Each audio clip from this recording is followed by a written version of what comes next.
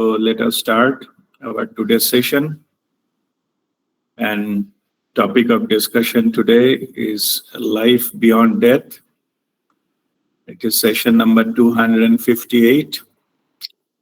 We will discuss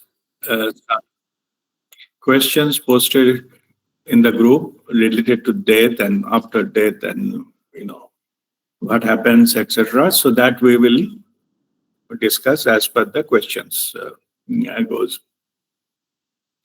Before we go into that discussion, it is important for us to recapitulate. So to remember what is the fundamental understanding of seven body systems.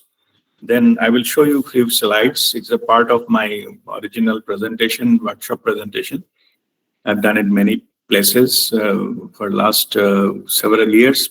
So there are a few slides I explain that what are the seven body system, what is called soul, and what happens, after death, or what is the death into that context.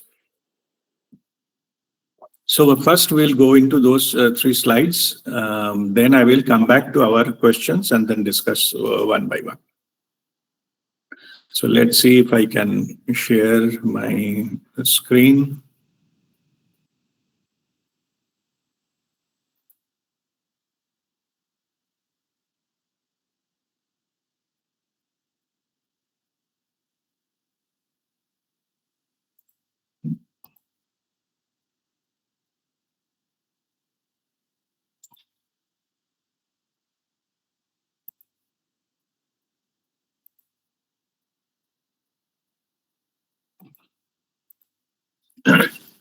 Pranam Guruji.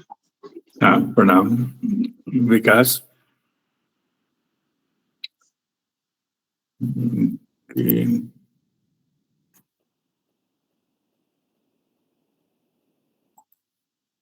Some more people like to join. Okay. So you are seeing the screen, my screen? Yeah, okay, fine. So Jaikali is showing thumbs up, means it is Monica. Okay, fine. So this is the first slide, and you can see there are that 7 points. By the way, can you see my pointer also, the arrow? I'm moving the arrow. Can you see the? Okay, fine. Okay, now I think I put 3 screens together, one for the attendees, another for our to enter somebody, if somebody is joining, then myself in between, and then left hand side I can see the screen. So I'm just checking if it is okay. So this looks good. Okay, but for you see the full screen as the presentation. I hope that is the thing. I see something little different, so I'm just checking whether it is okay. Fine. Right. So now let us go one by one. This is just, we discussed it few sessions earlier also, human bodies, human 7 body system of human being. Let us repeat it once because this is important to understand in the context, to understand what happens after death. So that is why it is important. First is a physical body. So in which that is our physical body, what we see, and which is nothing to explain further.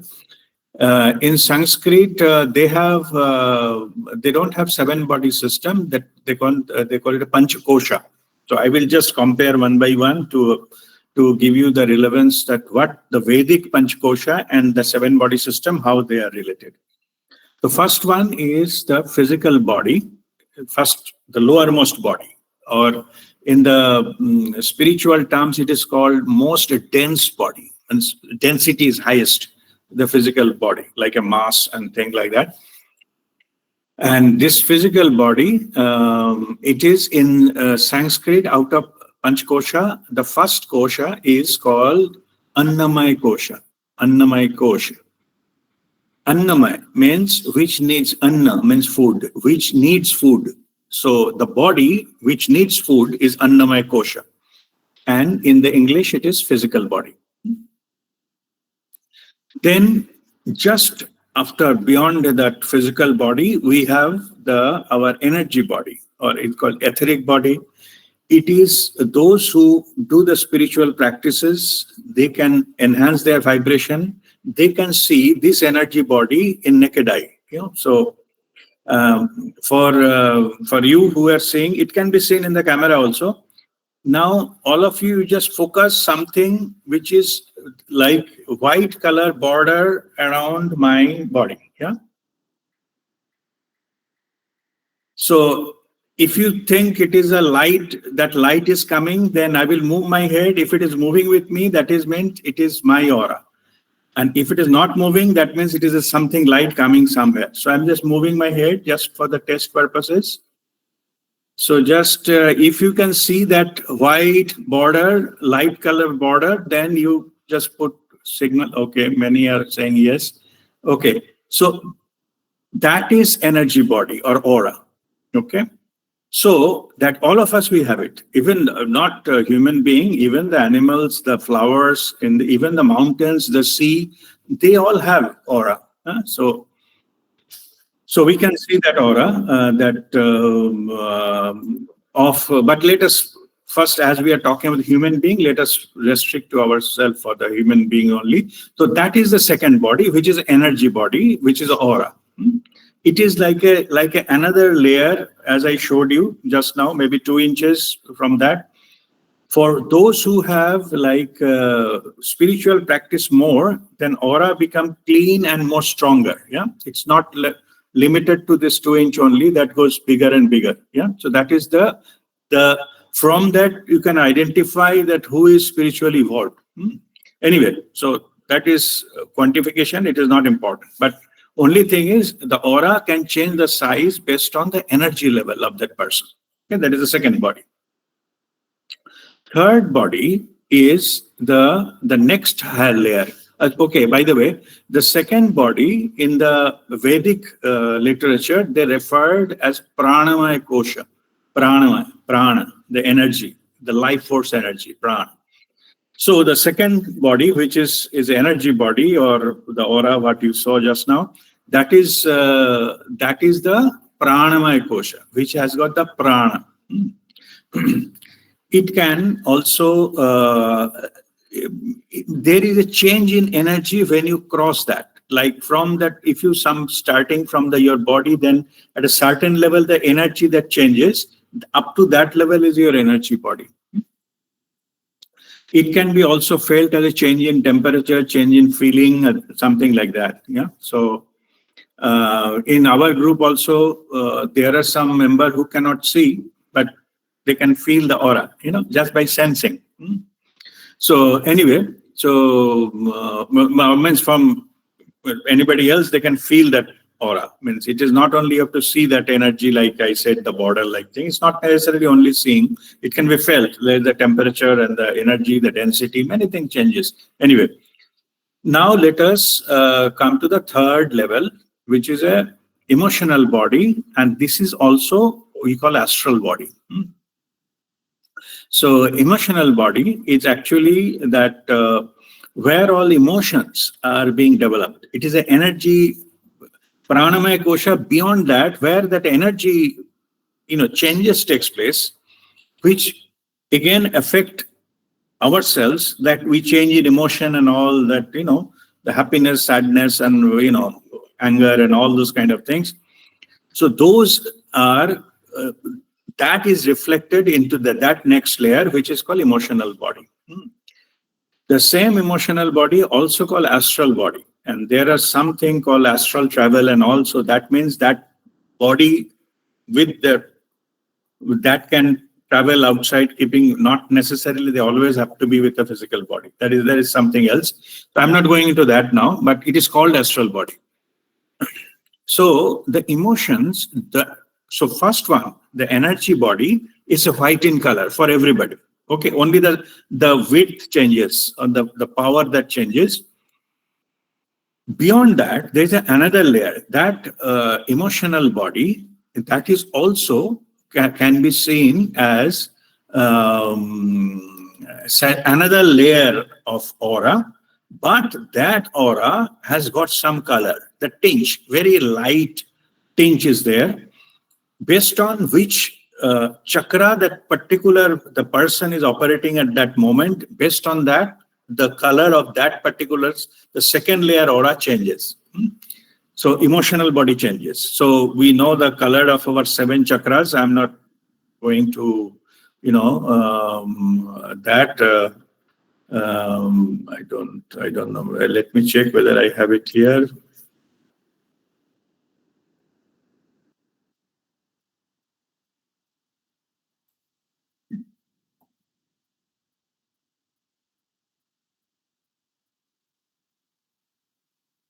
No, chakra is not here. Is another presentation. Okay.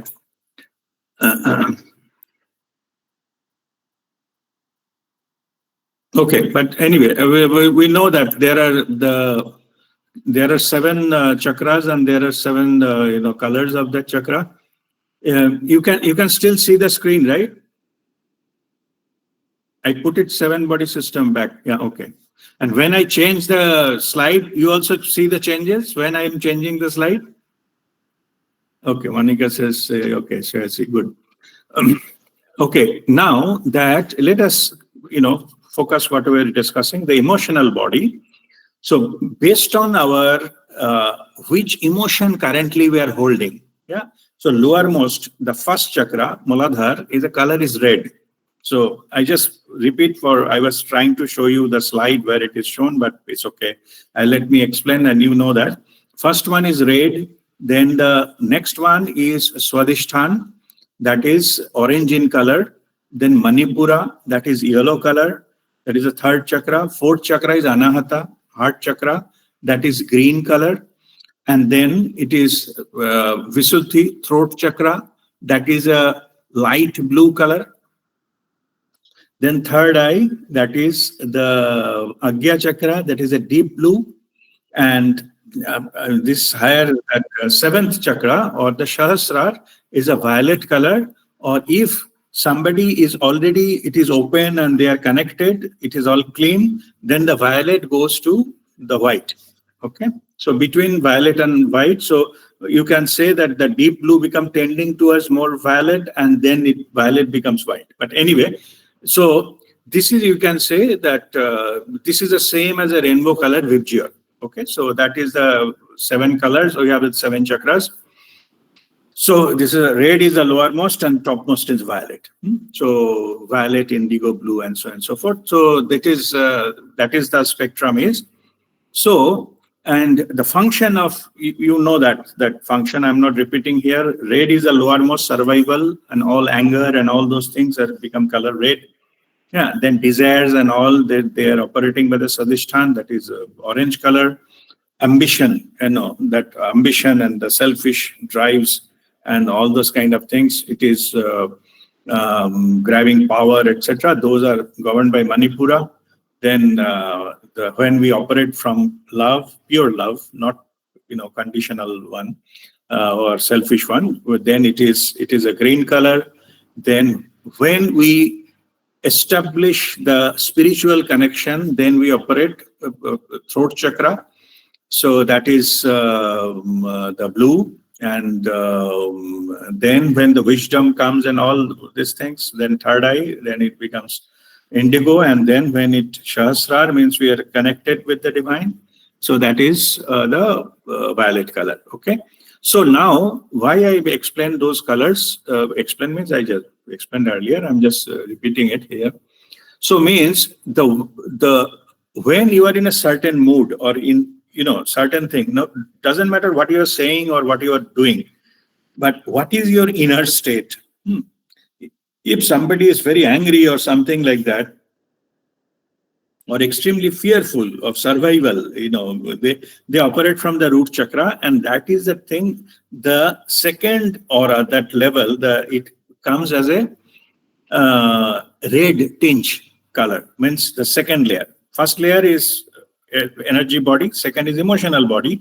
So as it is, the person is angry, then it is reflected there into the red tinge, and so forth. If somebody is very ambitious and try to overpower you and all those kind of things, showing the dominance and things like that, they operate from Manipura. So then it should be seen as a yellow color tinge. And if they operate from the love, then the green color tinge.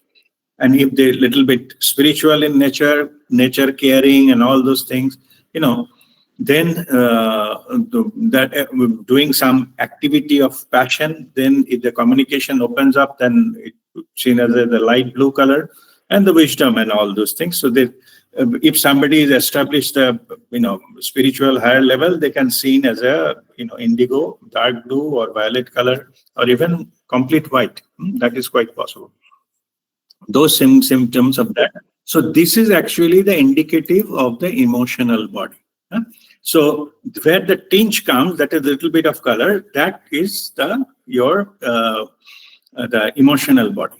The spiritual masters, they can see, definitely they can see your aura, or it is energy body, and the next aura, next layer of aura, which is emotional body, also can be seen. From that aura, one can distinguish that what emotion that person is undergoing. So, and that based on that, you can prejudge. If somebody just entered the room, is not talking or anything, but not saying anything, not behaving any oddly, but by looking at the aura, you can see that is a part of aura reading. So you can see the color of the aura, you can see what is the intention of that person. That can be prejudged. Anyway, so that is about the emotional body. And emotional body is in the like a Panchakosha. It is the third kosha. So that is emotional body known as a Manamaya Kosha. Manamaya Kosha. So whatever is the mental changes or emotional changes, that is, you can say that that mind changes based on your emotions. So that's why they call Manamaya Kosha. That is the third layer. Fourth one, it is a mental body or knowledge body. This mind, mental, is not the brain. Brain is in the physical body. First one. This is, you can say, the mind of the soul, or it's a higher mind, you can say, where there is all knowledges are downloaded, all the higher knowledges, all the spiritual experiences are downloaded. That is the place that is called, it is a mental body. For the discussion not to get confused with the third one, let us drop mental, let us call it a knowledge body. Okay, knowledge body, where all the higher knowledges are available. Also, whatever the experiences are, whatever in the physical body and the physical level experiences, that also goes into the knowledge body. That is a platform, you can say, the working platform. The knowledge body in the Panchakosha, that is the fourth body, is known as Jnanamaya Kosha or Vijnanamaya Kosha. Okay, that is the fourth body, which is knowledge. Jnana, Vijnana. So that is a knowledge body. So then I will just come back to the knowledge body later. Let us go to the fifth one. Fifth is a causal body or karmic body. Yeah. Causal means cause of everything. So all our karmic files are kept there. You know that our destiny of this life, whatever is our destiny is some karma of previous lifetimes. That's what we have chosen this life. Yeah. So that is, so all the files of karmic files or sanchita karma, those are stored into this body, the karmic body or causal body. So as our past life karma or sanchita karma is cause of everything happening in this life, that's why it is called causal body. Okay, cause of everything what is happening in our life.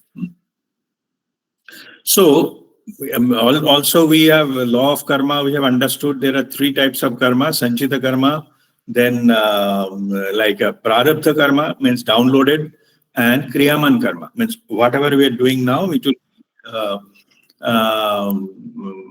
will either give effect immediately or become sanchita. Okay, so that is called kriyaman karma. Means currently whatever we are doing. Anyway. So, if it is sanchita karma, where it is stored? It is stored in this body. All the files are stored in this body. So, if we need to know that what is the karma, or karma need to get downloaded.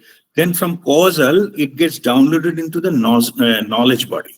Okay, where it can be read, it can be understood and things like that. Yeah, you can say that is a working table. You have a file cabinet, so you can open a file like a computer system. Files are stored in the directory. You go there, click, then file opens. No, the platform, the screen where it opens, that is your knowledge body, and where it is stored in the directory, not opened. There are many files. Thousands of files may be there. So those are the causal body or karmic body.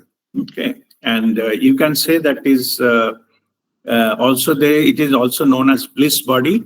Fifth body is called bliss body, but bliss body normally we don't have. So when through the spiritual practices and sadhana, when all karmic files are closed, or it is Guru Kripa happened, somebody got enlightened, and all the balanced karmic file that taken away by annihilated. It's all burned at one go due to Guru Kripa. Then this body become bliss body. No more karma left. That become lit up, that body, and that is called the bliss body. So bliss body belongs to the enlightened people, but normally the same fifth body, it becomes the karmic body or causal body. Okay. Okay. Now this in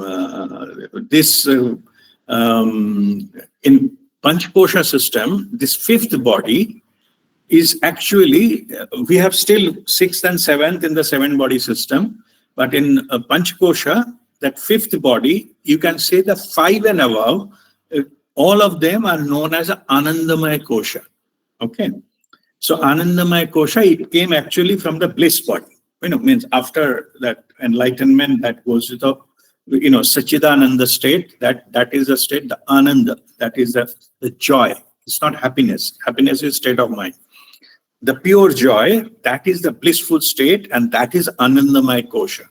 So from comparison point of view, as I mentioned, the physical body is Annamaya Kosha, energy body is Pranamaya Kosha, and emotional body is a Manamaya Kosha, knowledge body is Jnanamaya or Vijnanamaya Kosha, and causal body is Anandamaya Kosha, 5 and above, Anandamaya Kosha. Okay, that is about the Vedic understanding of that body system. Yeah? Okay, so we have 2 more body. So after the bliss body, then it would go to the consciousness level, the cosmic body, or consciousness of the spiritual body. It's called in the different names. So this is that is the place where we touched upon the consciousness, and that is the spiritual body. So we have, and from there, oneness with the divine, oneness with the creator felt at this body, at the consciousness level. This is the highest level of individual consciousness. This is the spiritual body, or you can say cosmic body, where we can feel what the universe is feeling. Like we can have the cosmic feeling, like we are like the universe and every planets are moving around me. Those kind of experience, that is an experience of oneness. So that is felt at the cosmic body level. If you touch upon that, then only you will get that. And finally, the nirvanic body or divine body, when that all the lower bodies, the merge into the oneness, the merged, all identities are gone. That is called nirvana, the merge into the divinity, and there is no further coming back or no further body left. So everything is there. That process is called that, like the river merging into the ocean. The water is not lost. All the experiences, all the things are there, but you merge into the creator from where you came and you merging back. That is a nirvanic body. It is not a body actually. It is the last stage. There is no such body left. It is the last stage of the merger. So when the merger happens, that particular stage is called the nirvana, or that you merge into the divinity. So that's why it's called nirvanic or divine. So that is the thing. So look, other ones are the layers. Last one is not a layer. Last one is the merger, the process. Okay. So this is the 7 body system. So now I'll go to the next, next slide.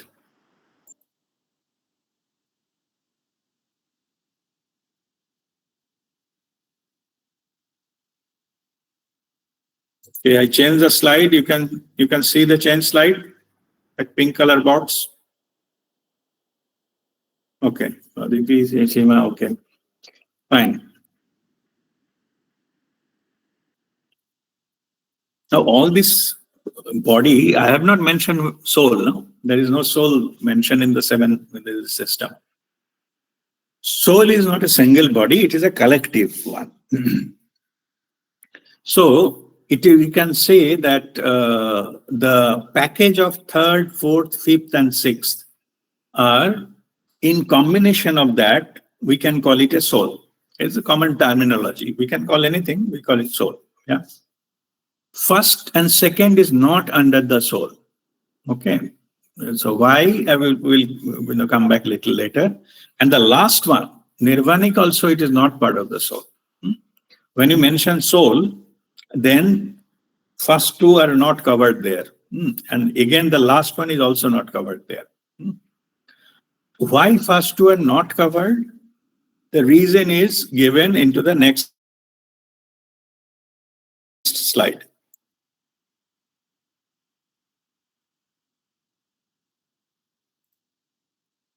That is what happens on death. Okay. So first one, when some person dies, that means the connection with the soul is disconnected. You can say that some bulb is glowing, the electricity is passing. When it stops passing, that energy, that bulb becomes fused, or it doesn't do its function. Same with the human body. When the energy, the prana shakti, stop flowing, life force energy stop flowing throughout, that is a connection with the divine is disconnected, then body become dead body. A person just died will have all the physical parts, the brain, eyes, mouth, hand, legs, stomach, kidney, everything the person is having, but it is not a live body. It's become a dead body. So the body parts doesn't constitute life. Life is something else, the energy which runs it. So when that energy stops flowing through our physical body, that becomes a dead body. Okay. So when that energy is disconnected, so that energy, if you understand exact technically, you can say it is a consciousness. Okay. Don't let us not give energy, because energy, we have energy body, people may confuse with that.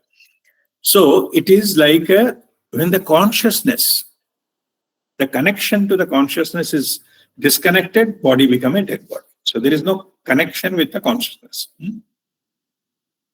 So what happens is the first body, physical body, Annamaya Kosh, what you can see, this body, what happens to that after the death? Then this physical body go back to the five elements, Panchamahabhuta.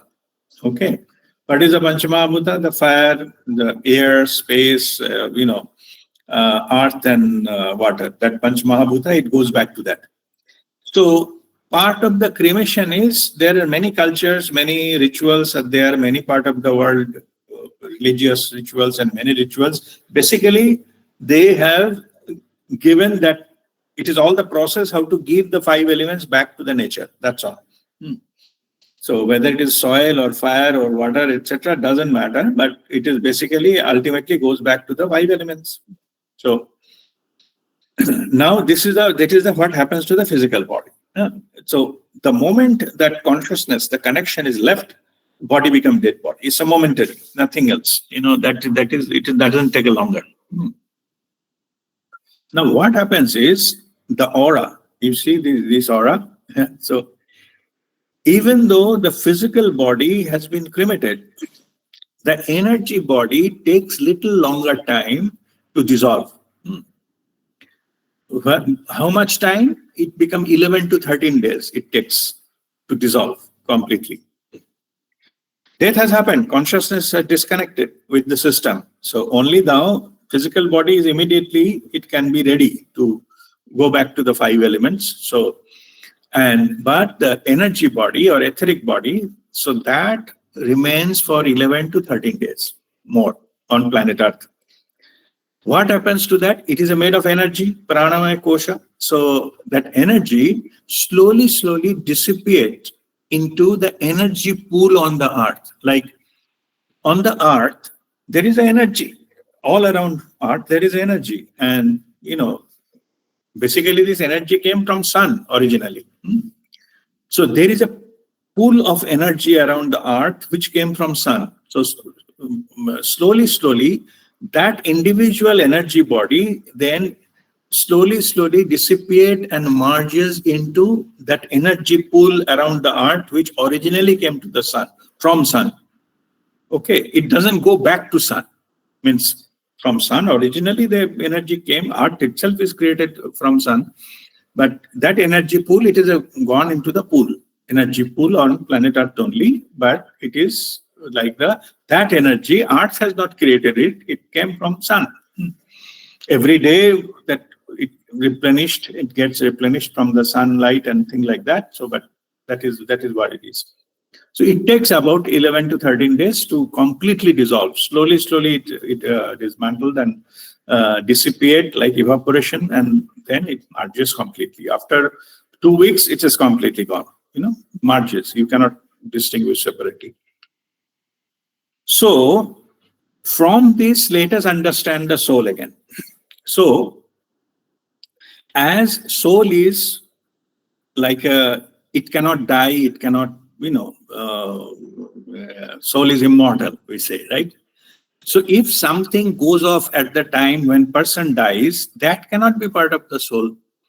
Physical body, that's why the physical body is not part of the soul, and energy body is also not part of the soul because it disappears after some time. Physical body, it goes back to the 5 elements. So what remains is emotional body, mental body, causal body, and consciousness, the cosmic body. These are called soul because even though death happens, this remains. So this I have explained what happens, on death. But what happens if some person that takes rebirth?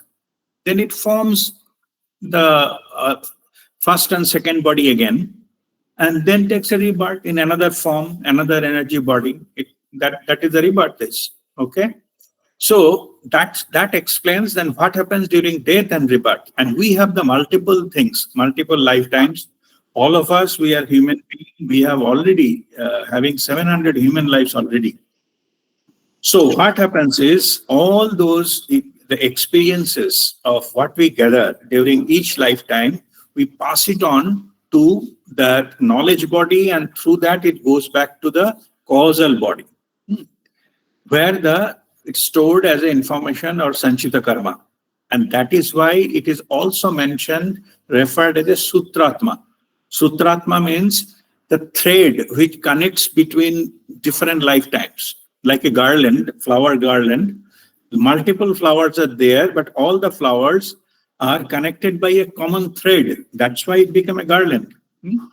Same here.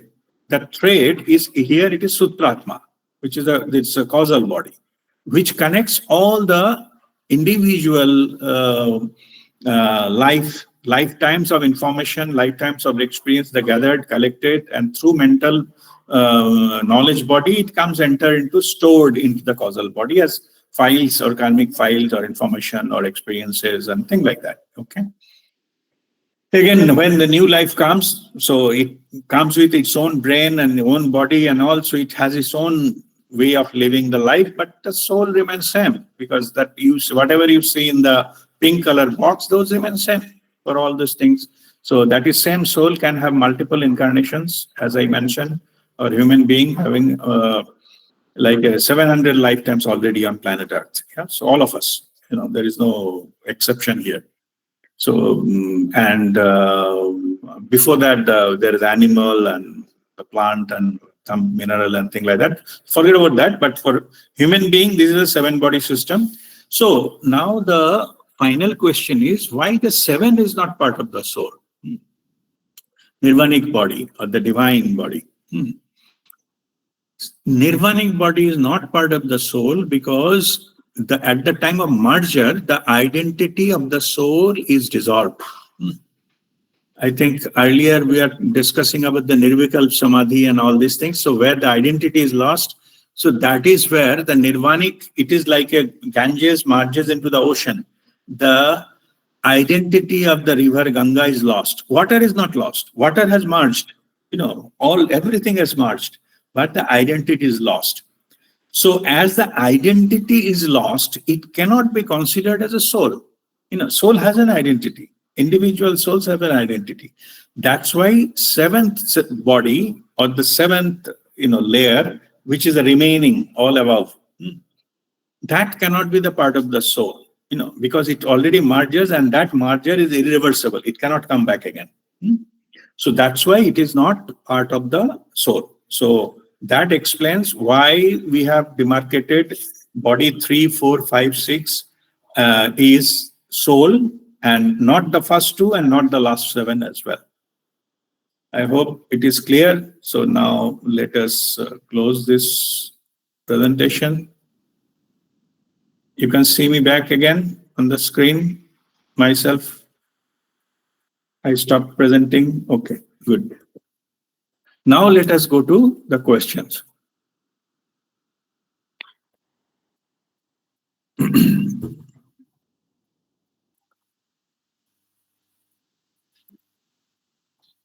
So first question, after death, do souls experience pain, sadness, or any kind of emotion of leaving the physical body they were connected to, or not being able to connect as easily, or not being able to connect as easily with their loved ones on earth, or if they see their loved ones sad or miss them?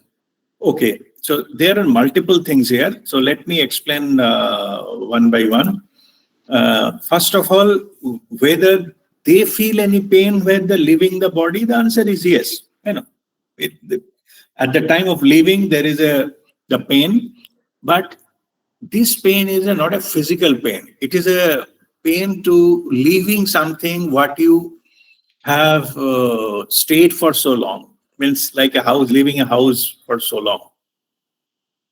So that pain of leaving the body at the time of death, because it is inevitable, you have to leave, there is no other option.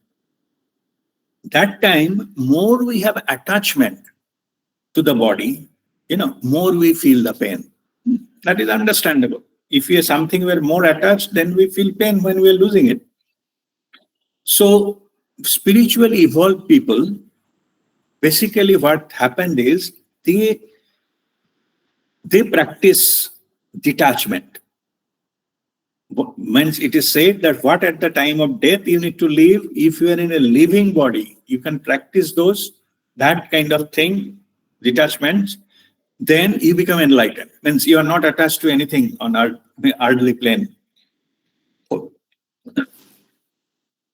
For those people, leaving the body is just like changing clothes. It's not a big deal because they already detached from anything. Those people who are highly attached with their physical body or material possessions or their house and everything, what they possess, they feel tremendous pain at the time of living. So that is about first part of it, the question that what is the thing, the living the body.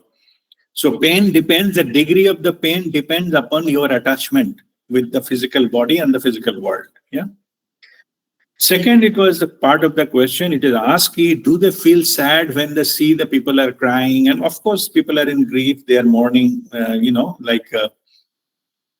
the death of the loved ones. Definitely, yes, they can sense after leaving the physical body, they can feel what everybody else is feeling. They can feel that. Not necessarily they need to present in the same room where the person has left the body. Somebody is coming, I think there was a book, Anita Murjani. I think the book name, Being Dead to Be something, I'm just forgetting the name of the book. So she has the near-death experience. She left the body. She described here, she can feel her brother is coming from flight from some other, but and the brother is feeling emotionally whether I'll be able to see her or my sister or not. After she left the body, then she can feel what her brother is feeling. It is in another airport, yeah, taking a flight. So what I'm saying is, then when you leave the body, when the soul leaves the body, okay, I'm not explaining again what the soul is. Leave the body means disconnected from the body. Yeah. Soul does not reside inside the body. Soul is the higher body system. So when it disconnects from the body, then it can feel all the emotions of different people, whether they're in the same place or not, doesn't matter. To whom they are emotionally connected, they can feel their emotional pain or what they are going through, or even absence of it. Somebody may be crying but faking, they are not, sad at all. They can feel that. Anyway, so that question, yeah, Sweta is saying, dying to be me. Yeah, that's right. That is the book, Anita Murjani. So that is what in Anita Murjani, she came back again to the body. That's a different thing. That's a near-death experience, we call it. But at least that part is there. Means whatever you feel after disconnection from the physical body, that part, it is clear. So the answer to that question is yes. By the way, that reminds me that as I mentioned, the soul does not reside inside the body. Yeah? I have explained what the soul is. Now understand it this way. Every higher body consists of the bodies below that. Okay. Each level body contain all lower ones under it. Okay. How to understand this? So first, we have 7 body system. So first, second, third, fourth, fifth. So first body doesn't contain anything, just a physical body. Second body, pranamaya kosha, contain the physical body. Like it contains also the physical body. The third body, which is the third body is the emotional body. Emotional body contains the energy body and physical body as well. Yeah? It contains it. Means it has got its under it. So how to understand this? Suppose your house is in Delhi. Okay. So now Delhi, your house, Delhi contains your house, but your house doesn't contain Delhi, isn't it? Then that Delhi is in India. So India contains Delhi, Delhi contains your house. Reverse is not true. The house doesn't contain Delhi, neither Delhi contain India. But if somebody says that your India contains your house, that is true. Okay, you can jump some level, that is still true. Now the Asia contains the India contains Delhi, Delhi contains your house. So Asia contains all lower ones. So then it goes to the world. The world contains Asia, Asia contains India, India contains Delhi, Delhi contains your house. It contains all the lower ones. The world is a part of the solar system. So solar system contains world, planet Earth, then the planet Earth contains Asia, Asia contains, India, India contains Delhi, Delhi. So I hope you got the point. So all higher one contain all lower ones. But the lower ones doesn't contain the higher ones. Okay. So now go back to that same slide where I mentioned what the soul is, that 3 to 6 level. So physical body is number 1. And soul we are saying collectively between 3 to 6, 3, 4, 5, 6. So the number 1 body does not contain soul. Like your house, your house does not contain India, Asia, or planet Earth or the solar system. Does not contain. Okay, your house cannot contain that. Those things contain. So soul contains the physical body. Physical body does not contain the soul. Contain. I'm not saying the connection. Yes, connection is there. It is connected, but it is not containing. Why I'm explaining this? Because it is important to get these things very clear. Because now there are some questions are coming, and there is very common question is somebody has died, and suppose then there is some communication with the soul. The person has taken rebirth, then how can I communicate? Because the person has taken rebirth. So what? Rebirth, that body does not contain soul. Soul is always available, whether there is a body or not, and it is always there. Whether you are living also, there is soul. Yeah? So it doesn't contain, your physical body does not contain. So this is a misunderstanding that it is the soul is contained like a cage inside a body. It's complete misunderstanding. Okay. In fact, the truth is every night when we go to sleep, at the deep sleep state, the soul that disconnects from the physical body and it can roam around and meet with it's in the spirit world and meet with anybody it likes or go travel anywhere, and before wake up, he comes back. Again, come back doesn't mean soul entered into the body. It establishes the connection again.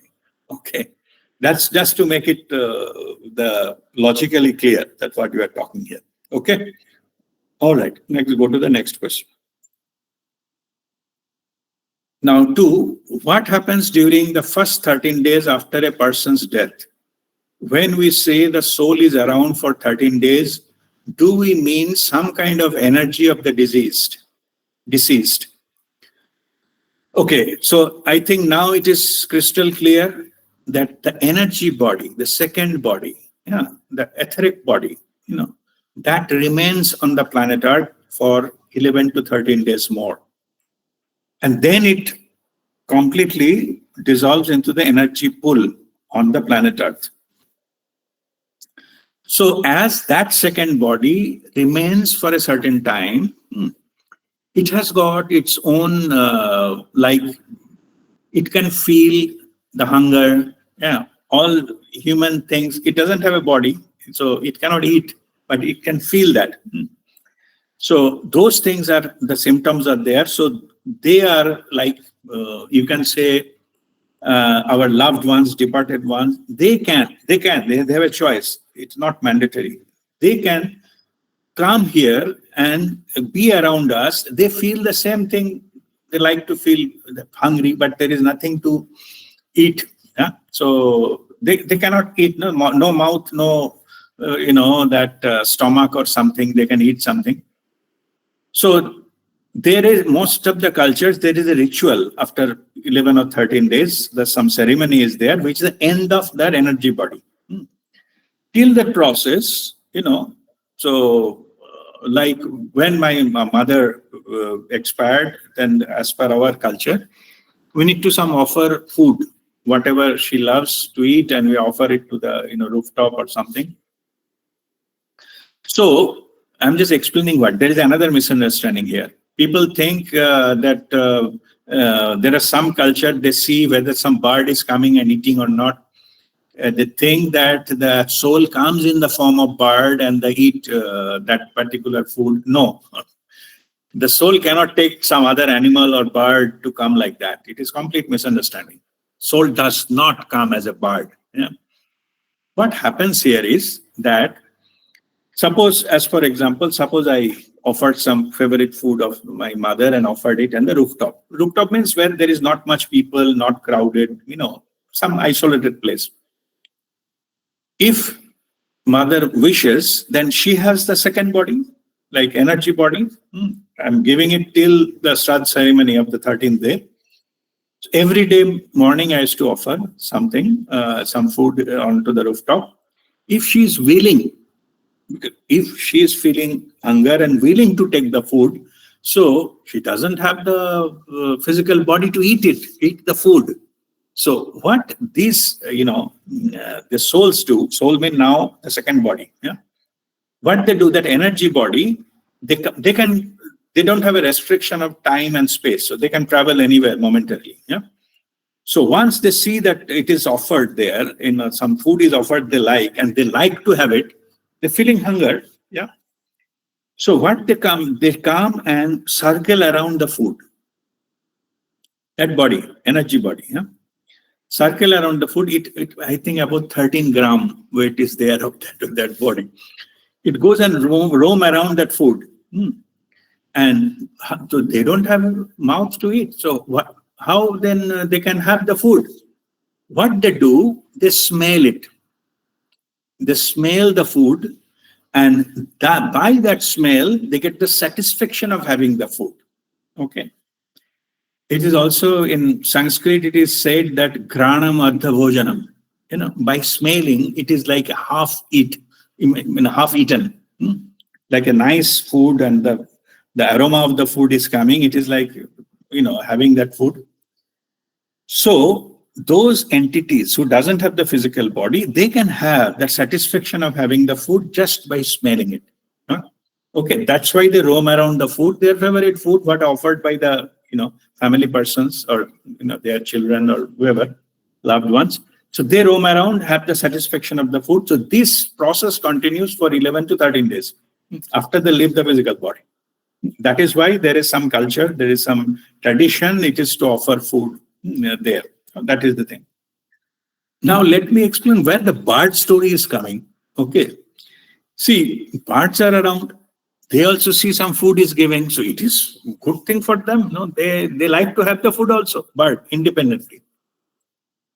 But bird has they can see the more wider spectrum. Like this energy body, the aura, what normally the spiritual people can see, normal people, most of the people, they cannot see.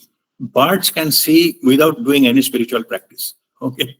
They can see that energy bodies and all those kind of entities, they can see them. So if somebody is actually having the food, the way they are roaming around the food, just to take the flavor, that's all. When they're satisfied, they leave the place. Like it is about your stomach is full, that is the time they leave the place. Birds, they can see those bodies, so they see that energy body of the departed one, their weight, because they see it is circling around the food. They can see that. Okay. When the finishes, they leave, then the birds go and jump and take those food. So if the bird is eating the food, that means that soul has completed having it in the smelling way. Okay. So whatever traditionally they say, if the bird is eating, that means soul has eaten. It is not literally, but that means so. If bird is eating, means soul is not around. It finishes it already. Average done. And they don't take much time. It doesn't take 15 minutes to complete one food to eat. Maybe 2 seconds is good enough. Okay. So if some bird is eating that food, so let them have the food, because now it is of no use. The soul has already taken it if it is interested in that. So that's what it means about the bird, significance of the bird. But that explains the question that after 13 days, what happens?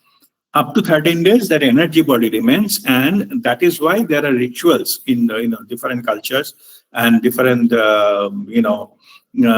societies to have a different type of method, different type of process, procedures we follow, just to cater something to the departed one. Okay. Now the next question is how we can communicate with our loved one's soul after the soul disconnected from the physical body. Okay. So to understand this, again, you have to go back to the 7-body system. So in the 7-body system, so what we have is so what happens at the time of death?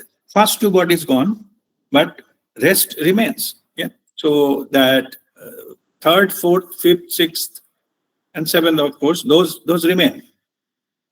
So the departed one, they do have the knowledge body. Okay, the 4th body. And all of us, we have our own knowledge body.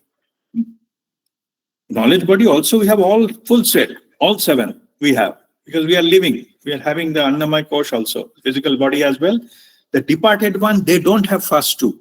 We discussed about what happens. First one, Panchamahabhuta, goes back to the five elements. Second one, after 11 or 13 days, goes back to the energy pool. But rest of the thing, their soul remains. Third to sixth part remains. One part of that is the fourth body, the knowledge body. Okay. So now I'm explaining technically how possible to communicate. From your own, in your living body, you need to connect to your own fourth body through meditation, calming down the mind, calming down the emotions and all. The moment they are calmed down, then you have access to higher and higher bodies. That's what we need to have the practice, spiritual practice to go there. We can reach through our own meditation, we can reach to our fourth body. And we have to make our mind quieten, no thought. Otherwise, the communication not possible. From that, we have to put intention. Intention is an energy form of information. We send our intention to call to other person, maybe the departed person. We need to communicate, our departed loved one. So first we have to go to our fourth body, send one intention we like to communicate. It's like a calling in the mobile. If the other person is interested, will receive the call and respond to you. But the response, sending information, receiving information, they will use your own mental plane, which is silent. Because your thoughts are stopped. By your own practice, you have stopped your thought, no thought.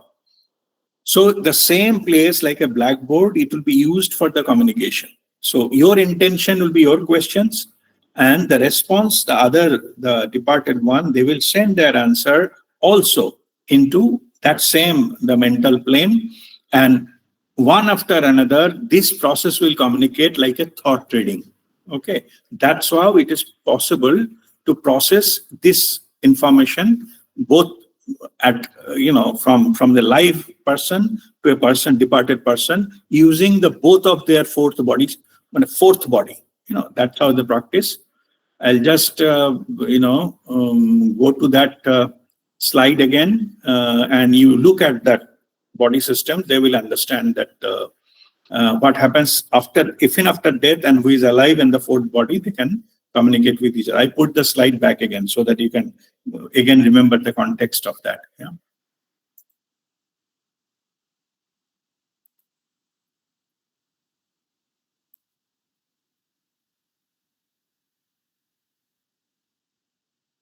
Okay, you can see the slide. Yeah. I'll just take a minute and come back. Just look at it and see the fourth body of both, whether person is dead or alive, it is there.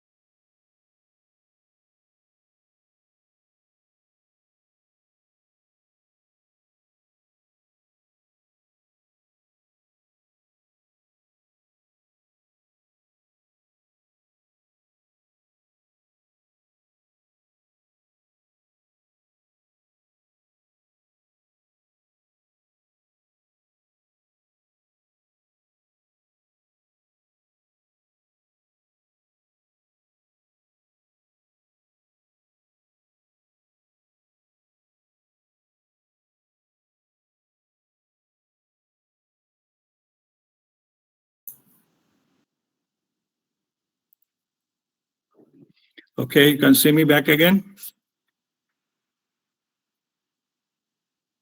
Okay, so let us go to the next question. I hope it is clear. Okay, now the fourth question. I have seen videos of some people who had near-death experiences mention that after they died, they could see doctors trying to save them or hear their near and dear ones cry. What is seeing and hearing in this context, since they don't have a physical body? Good question. So basically, it's saying that your five senses gone with the physical body. So how they can see, how they can hear,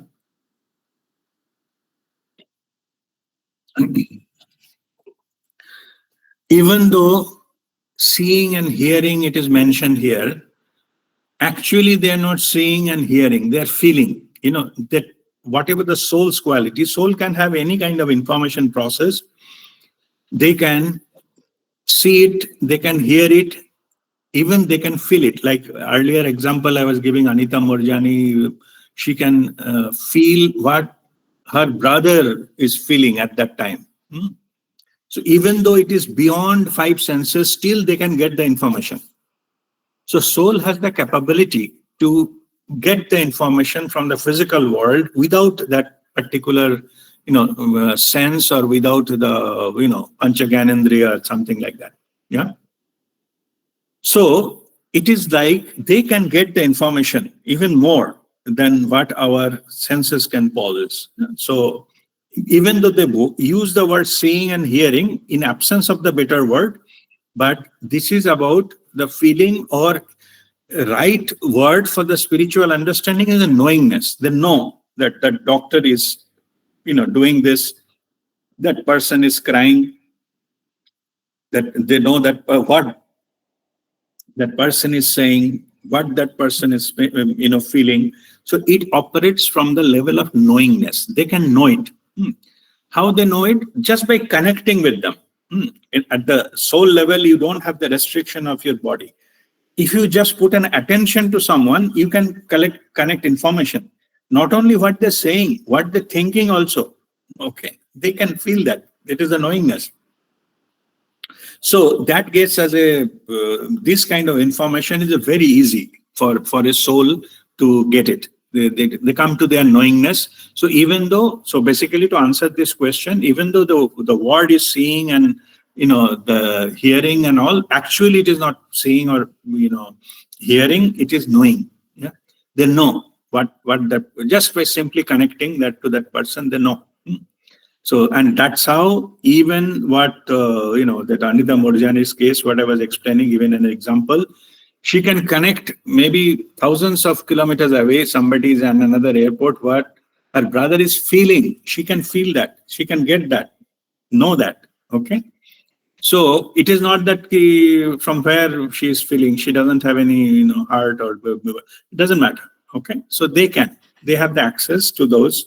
So that comes to their knowingness, and that's how they know. So the word is not literal. It is just because the information content in what somebody is saying, what anybody is seeing, etc., or anybody is feeling, they can get that. Soul can get that because they don't have the restrictions of a human body. So that's how they get it.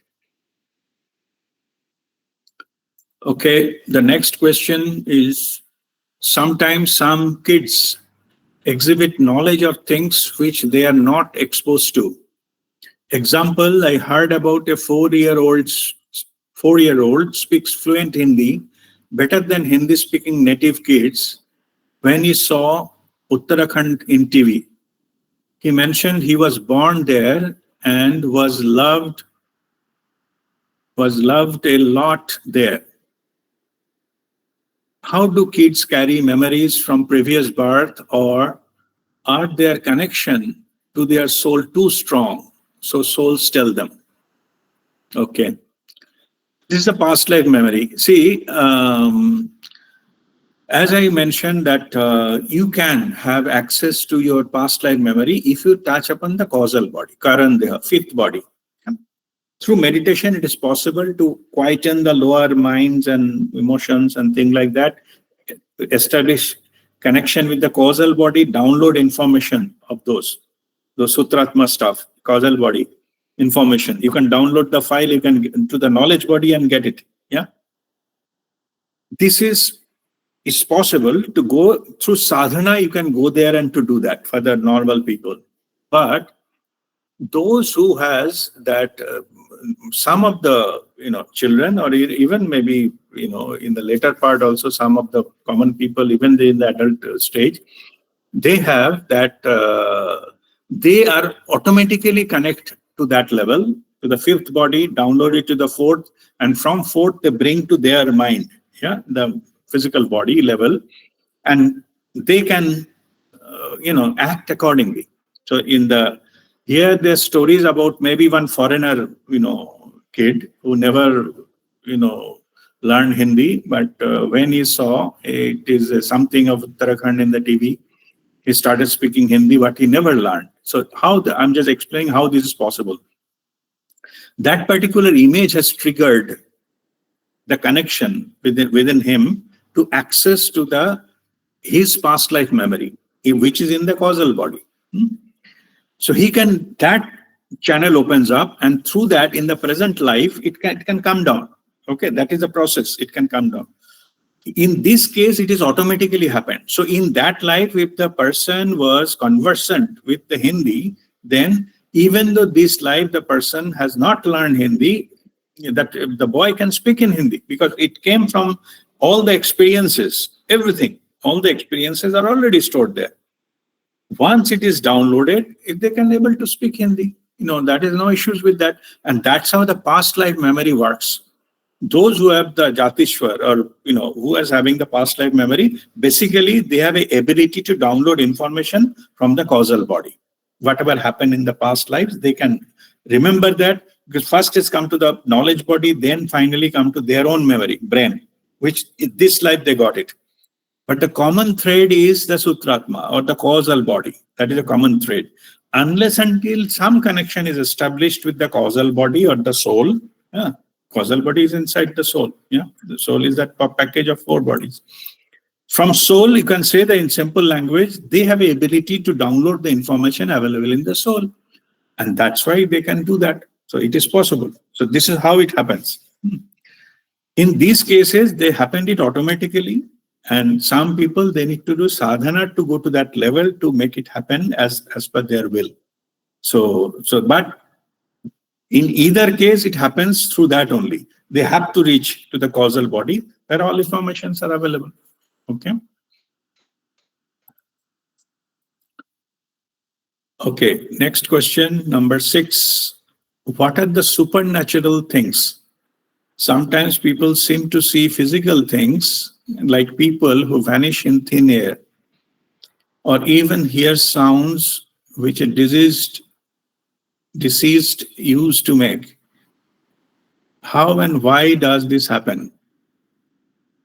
Okay, this is the multiple elements in this.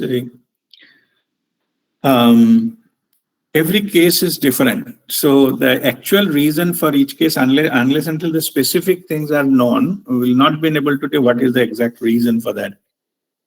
But let me tell, in general. So our soul, when, they don't have a physical body or that body at that moment in that place, but they can come and contact with us. They can have, they seen as an orb. The transparent globe kind of thing, and their weight is 4 gram.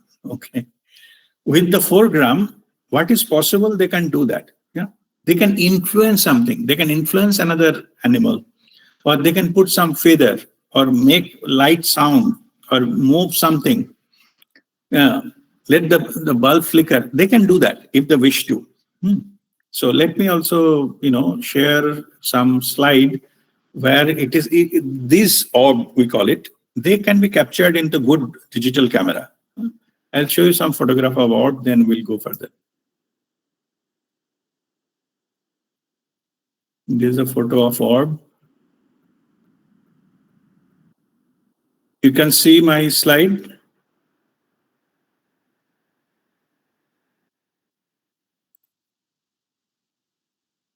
Oh, sorry. I have not shared.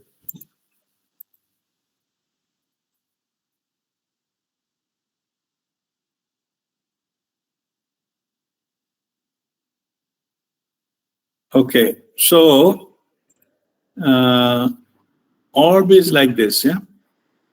Soul can appear as an orb. Orb look like this. This is, you can see the transparent one. And this is how it looks, but size may differ. And this is the actual photo of orbs.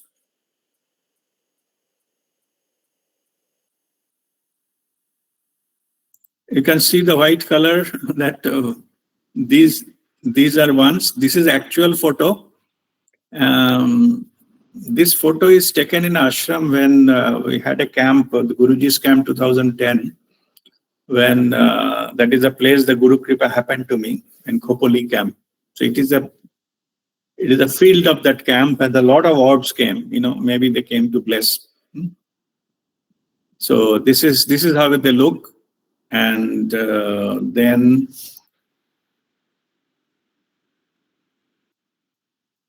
see, this is one photo. It is in near Muscat, one of our camp. We are having a program, and at the time of dinner, many orbs came. These arrows are small orbs. They came, and this is a big one here. So they came to, maybe they come to smell the food, but they can come like that. Orbit your digital camera. Spirit আসে. Sorry? Yes, Shubir?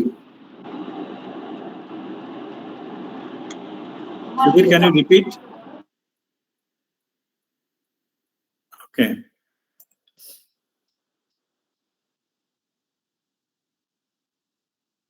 This is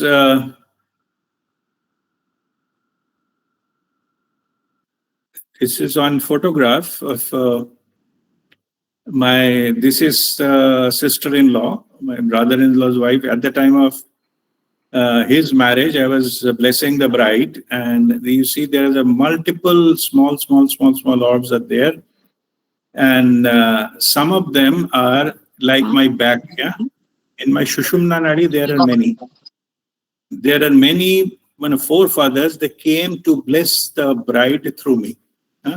So these are the orbs standing here. We see only you, but not your screen actually. Oh, sorry. No screen? No, Rajiv, we are seeing you. Let me share again, okay?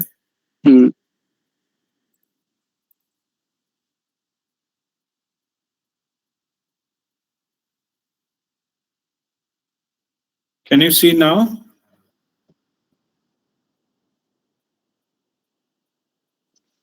No, Rajiv, I'm not seeing. I'm seeing you only. Maybe we have to disconnect and connect again. Probably, yes. No, the slide. Now let me hear from others. Anybody else? Now I can see. Visible. Okay, No. slide when I'm blessing the bride. Yeah. Visible, sir.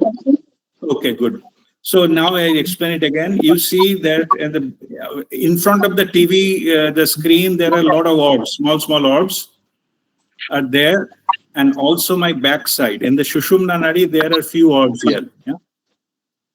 Here, there are orbs. They are actually the forefathers. They came to bless the bride. Yeah? Because they find to whom they can channel. That if somebody is spiritually evolved, their systems are clean.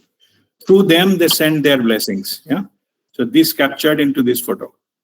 All right. So we'll stop sharing and we'll come back to the normal screen.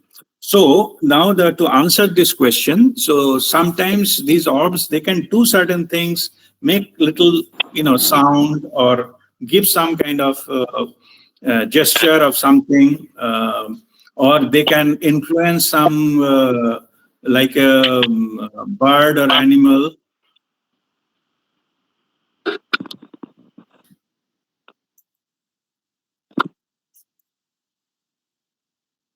They can influence bird or animal or something. So they can, so that is quite possible. Sometimes they can place small, some indication. something they like, they can put it there, and this kind of things. So that is how they can communicate with these things.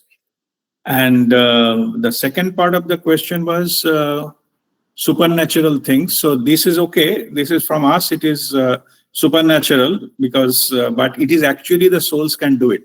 Yeah. So they, okay. Another thing is the people like vanish in thin air and all those things. It is also possible for them, other than the orb, they can have some kind of formation, some shadow type of thing they can form, but it needs more energy. So that's why normally they avoid to get any kind of form. Physical form takes a lot of energy and the density. Normally it is not seen like that unless it is absolutely necessary. So, but like the orb form, they can go, as I mentioned, their weight is around 4 grams, and with that weight, whatever possible, they can do it. And that's how they can try to communicate and send message or blessings and in their presence. Or some places, there's some spiritual discussion is going on, the energy is high, they come there to just be part of that energy. So that is also quite common. Many spiritual satsang and all, they come and just be there. They just present and get into that loving energy field. Okay, those are quite common. Okay, next question is, why are people always scared of supernatural projection? Are they because of the stories that are being stated about supernatural beings that people get scared, or could any of such energies be harmful?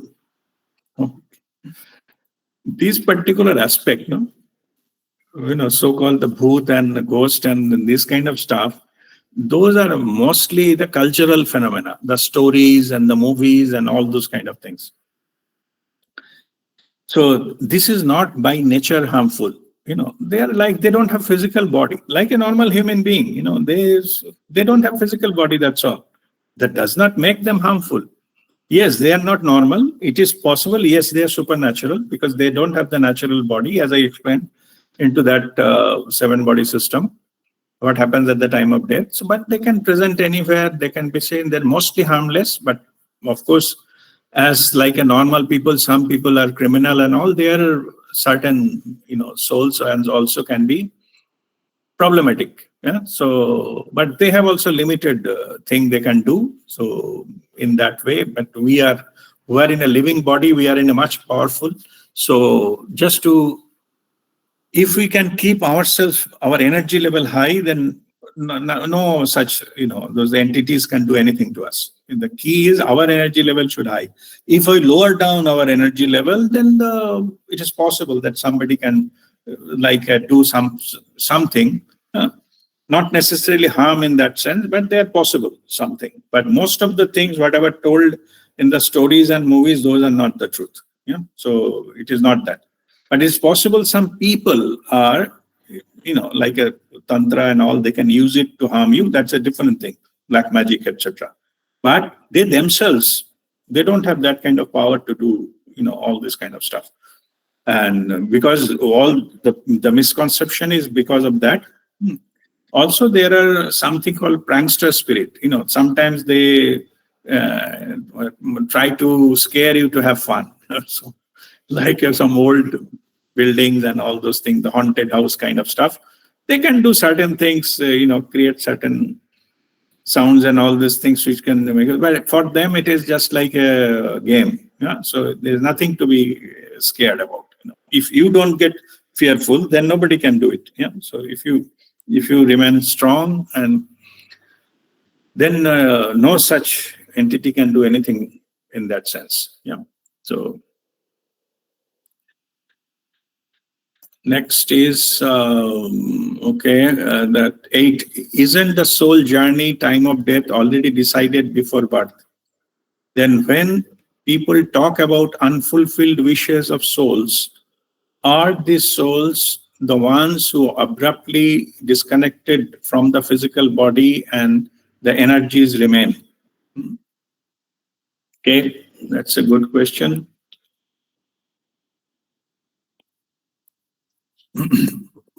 Okay, so let me explain this. This is a good question, by the way. See, there are multiple parts into it. the first part was, it is, well, whether our at the time of death it is already decided or not. So answer is yes. Soul knows when to depart. So for soul, it is not a surprise. It's a physical body or people around, maybe, but soul, it is not. It is a well-planned strategic decision when and how to leave the body. As simple as that. Soul is not surprised.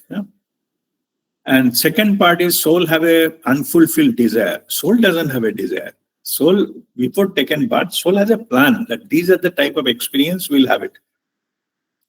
But when our life is run on the planet Earth, we, the physical body, mind, body, intellect, or you can say the ego has desire. And desire, they wanted to have something, but they didn't get it. The life ends, the desire remains. And in fact, the truth is, the 90% reason for rebirth is the desire by the ego. Ego wanted to have something but could not get it in that life. The desire then passed on. That becomes unfulfilled desire. That desire, what could not get it in this life, then the soul makes another life to get that particular desire fulfilled. So they born again to have that, because it is they desire it. Soul doesn't have it. Soul is just planning the next life like that. So they come here, maybe that particular desire is fulfilled, but another desire they develop. So again, they come back to plan another life to meet that particular desire fulfilled. So this way it goes on and on and on. And that is why it is called Punarapi Jananam, Punarapi Maranam. We fall into the cycle of this desires and unfulfilled this stuff. So when we have too many of this kind of births, from inner call comes. That is where the soul intervenes. How long you become just like me in the circles. From there, we get spiritually evolved, then understand the meaning and purpose of life.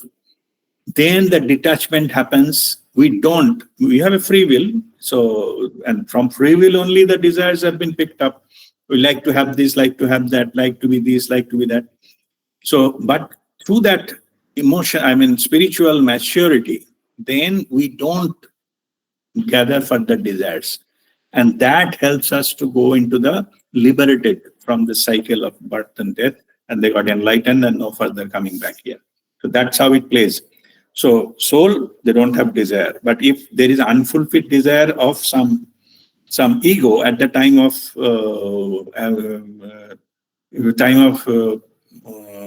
death, then it has to plan another life to get that kind of thing fulfilled. So that's how it works. And are those souls ones who abruptly disconnected from the physical body and energies remain? So as I explained in the beginning, from soul point of view, there is no such thing called abrupt ending. It is all known and planned. So, and it just chooses how to leave the body. It's all, nothing happens in this world without the permission of the soul. So that part, it is clear. So that is a kind of thing soul may choose to exit. So for soul, it is not at all a surprise. It's a surprise for the physical body. If we call it early, the young age, the death and all this thing, but it is also part of the soul's plan and wish that we don't know, but that soul can plan other different types of life and different lifespans to have its own experiences. All right, I think that completes all the questions. Yeah, Monali, go ahead with your question. Guruji, even suicide also, it's not abrupt. That was in the soul's plan. Yes, without soul's permission, even suicide is not possible. Okay, even though it is planned or not, that is a different thing. But without soul approval, even somebody cannot do suicide. Even if attempts to, that person will be saved if the time has not come. Okay, Guruji. And another thing, you said that while meditating, if we go to the fourth body, then we can connect with our departed soul, our near and dear ones. Then what is the planchette and this? The planchette is a medium that the orb come there, and they can do that kind of thing, just moving that thing around ABCD and all those kind of things. That is possible. They can invite the orb, and even the mediumship and all that is possible. That they can come and somebody speak through somebody else. So those are all possible. They can come. So they can, but in the normal state, they are like some orb. So that's how they can move around the soul. They can move around and they can come. They can communicate. But again, it is up to the wish of that departed one. They may or may not wish to come. It's possible that you have everything is okay, but they called, like you send mobile call to someone, but that person didn't receive. That is also there. But it is their wish. If they can like to communicate, they can communicate in various ways. Okay. Thank you, Guruji. Okay. God bless you. Yes, Shweta.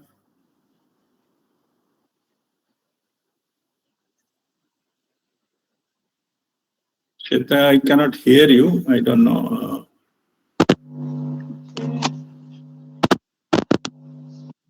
Now, Yeah, now it's okay. Go ahead. Pranam Guruji. Pranam. Sir, I wanted to ask that when a person is living, or that is whether having body or not having body, the energy body remains, because that was a common portion in the slide. So not Yeah. energy, sorry, emotional body remains. Right, Guruji? Yeah. So if a person is having grudge on someone, so when that person dies, so whether that soul can choose of forgiving, or it comes naturally, forgiveness comes naturally, or it still holds the grudges. No, it does not hold the grudge, because all those, what is called, the interaction happen in the physical body. So when they leave the body, all those kind of thing goes with that. They go into the loving field. From there, the perspective completely changes. Okay. So they don't hold the question is whether they hold a grudge or not. No. Okay. They don't hold the grudge. But the experience remains. Like whatever experience they had, that remains. But they don't have any kind of retaliatory or some angry thing and all those kind. Those things are not there, because they come to the state where they can have the much broader perspective, and they have their own spiritual growth in that sense. So they don't bother what happened and all those kind of things. It ends with the life and that goes there. So they don't carry that. Yeah. So they not in the similar way. Information, yes, but not the grudge or any retaliation, and that doesn't. They don't have that. And Guruji, there is another question also. Mhm. So suppose the person who is in living body wants to ask for forgiveness. Suppose Yeah. the person realizes later that how wrong the person was, Yeah. to that person. So that if he or she get into meditation and ask for forgiveness from the core of the heart, so whether Mhm. the same person receive it, means that soul receives and send blessings or like that. Oh, yes. For that, you need not to go to meditation. Simple prayer will do. They can listen. Okay. They can go to any point of time and any place instantly. If you pray, they definitely listen. So there is no such thing that you have to meditate and come to the communication, because it is not common. Asking forgiveness can be any time. Actually, this is how we do we call it making amends. Okay. If somebody is alive, we have to make amends. You have to say sorry that, please forgive me and all this thing. If somebody is departed one, we cannot do that. Communicate like that. Okay. To make the amends is simple prayer. You just pray. Yeah. Don't assume whether he or she is listening or not listening. Doesn't matter. They're definitely listening. Okay. So that is there. That is always, it will reach them. Okay, thank you so much, Guru. Okay. God bless you. Okay. Chaitali. Pranam Guruji. My question is, those who are not in spiritual path, how they can communicate with a departed soul, because they don't know what is fourth body system, something like that. Okay, no, for if somebody is not spiritual, they cannot communicate. They can, if they cannot go to the fourth body, you cannot communicate. You can pray one way, but the two-way communication not possible unless until you go to that level when your mind is quietened, so that your platform is not available to communicate. Okay. For them, you can simply pray, like just now in the previous question I explained. No? Yes. You can one way you can pray, but you cannot listen back what the other person is saying. Okay. Thank you, Guruji. Okay, God bless you. Next is Nego. Yeah, Rajdeep, I have got two questions. The Yeah. first question is when soul leaves the body, death occurs. The soul leaves the body, and the this energy body also comes out of the physical body. So we have got two components. One is soul, another is the physical, another is the energy body. So, what is the interaction between these two? The soul stays with the energy body, or energy body and soul they stay differently in different places, or they roam differently. What is that? Not really. Means it is soul contains the energy body. No, as I was explaining, the higher bodies contain all lower ones. So as long as the energy body remains, they become the part of the soul. Then what this, whenever their energy body moves, all the higher packages also move with them. But they have a huge access. It can be present at the multiple places at the same time. It's all possible. Okay. Okay. Means physical limitation goes. That's what I'm saying. So it can be, but that soul is connected with the second body for next 11 to 13 days. Yeah, that is there. Oh, It's I see. connected. Okay. They're different. They are not moving separately and all those things. If energy body moves somewhere, rest of the things, connection goes with them. Okay. Okay. My second question is that since soul has got the emotional body with it, emotional body carries the emotional body along with it. So, Yes. does soul feel any anger, jealousy, or joy, anything? Does soul feel that? Okay, no, that's a good question. Soul does not feel negative emotions. Okay. Because negative emotions come from the expectation. Soul doesn't have it. That's why. Okay. It is like, suppose the sun, does sun carries darkness? No, it's not possible. Okay.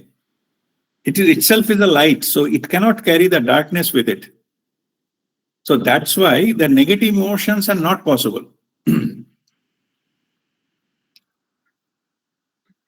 It makes sense somehow? Okay, okay. No, yeah. Makes sense. So, Yeah, because it only if only the does a you have a positive mind and emotions. expectation, it has got the anger and all those, the negative emotions. Yeah? But when you go to that state, the negative, they don't persist there. Like the darkness cannot persist in front of a sunlight.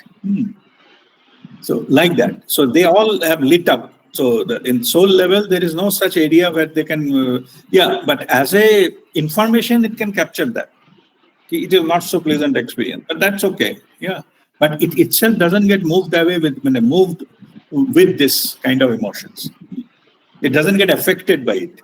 It can capture an information like a good, bad, like, dislike. They can capture like another information. Okay. Thank you, Rafiq. Clear. Thank you. Okay. All right. God bless you. Yeah, Tapos. Question is that soul has no death, and soul, so karma kriya, what we tell is soul is independent of all these things, karma kriya particularly, but karma kriya kripa, whatever we say, it is mind is linked with that. So if mind has to carry forward the previous life's karma to this life karma to settle the accounts, whatever, then just like soul is soul का death नहीं होता है, same mind also cannot have a death, because that mind has to settle the scores in the next life. No, it depends upon which mind you are talking about. If you're talking the mental body, then it doesn't have a death. But if you're talking inside the brain, the mind, the memory, then it has the death with the physical body. That is the physical body. I'm talking about the mind, bit abstract mind, not that mind Soul's on the mind. mind-body complex, mind-body ego, not that mind, not that mind. Yeah. So it remains. That remains. What was the question once again? The question is that, so karma kriya, whatever we are talking, whatever the settling the scores of the course of the previous life in this life. So mind is linked with that. Mind associated with. Wait a minute. The mind is creating the confusion. Okay. When we have done the karma, okay, then it goes to the fifth body, causal body. Okay. As a sanchita karma. Don't bring mind here. Okay. Mm-hmm. It stays there. Correct. And it goes into lifetime after lifetime in the causal body, fifth body. Okay. The time when the karma fall has to come in one particular life, then it downloaded into the knowledge body, then emotional body, then pranic body, and finally physical body. And then it is called, this process is called prarabdha karma. Okay. Then it shows effect. It has nothing to do with the mind directly. But when it downloaded to the physical body, then it captures its buddhi, intellect. That mind. Okay, the local mind. Okay. That intellect is in ego. That is in the physical body. Yeah? Okay. That's why it is called buddhi karmanusarini. Means whatever the downloaded, your karma, like that your buddhi will operate. If you need to get punished, then it will be opposite. Buddhi will come. Okay. Get you punished. Okay. So when the mind and the body for this particular life takes a shape, it is the soul who is pushing that old records into the new mind and body. Yeah, because that's how it is planned by the soul. Okay. Then time to time it downloads different things in the life so that we can have experience. It is not on necessarily the punishment. Correct. Good things also we can have, like our soul. Suppose we need to have, need to meet with somebody who can help me. Then the meeting takes place by the soul's plan. Correct. Then we'll get the help at the right time or something like that. Yeah? So that all the soul's plan will play that way. So another second question, small one, is that as you said that before the birth, so there is a group of souls associated who meet together and fix up a plan, an agenda, and then it may be a marriage. It can be he will be my son, he will be my father. All those things are well planned agenda, and then all together take a birth in different time zones and different places, and then they meet. If such a plan is getting nicely executed, all on a sudden we see just before two souls getting married, the next day one of them passes away. Yeah. So how is this plan? How one can relate these two happenings? So that is also part of the drama. That is also planned. Otherwise, it would not happen. Okay. One of the some marriage alliances has been fixed, and then one person dies. That is also part of the plan. That is the experience they both of them like to have. Soul decides that. Okay. Yes. Without soul's permission, nothing is possible. Okay. So those are definitely, whatever played out here is a drama. Okay. It is not that they are supposed to get married as per soul's plan, then suddenly there is nothing suddenly happens. Okay. Okay, those are also part of the plan. Only the other person like to have that kind of experience, that what it feels like. Because for soul, it is all like a different experience. There is no good and bad.